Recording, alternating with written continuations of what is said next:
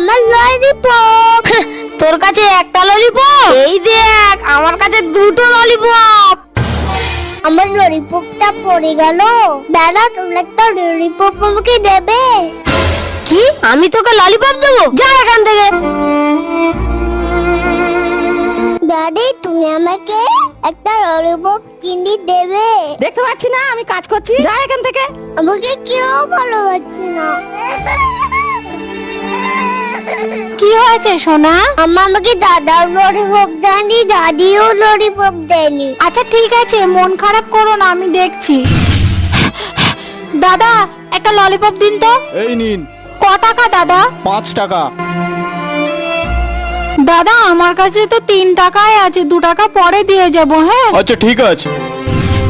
এই নাও বাবা তোমার ললিপপ। Thank you mamma.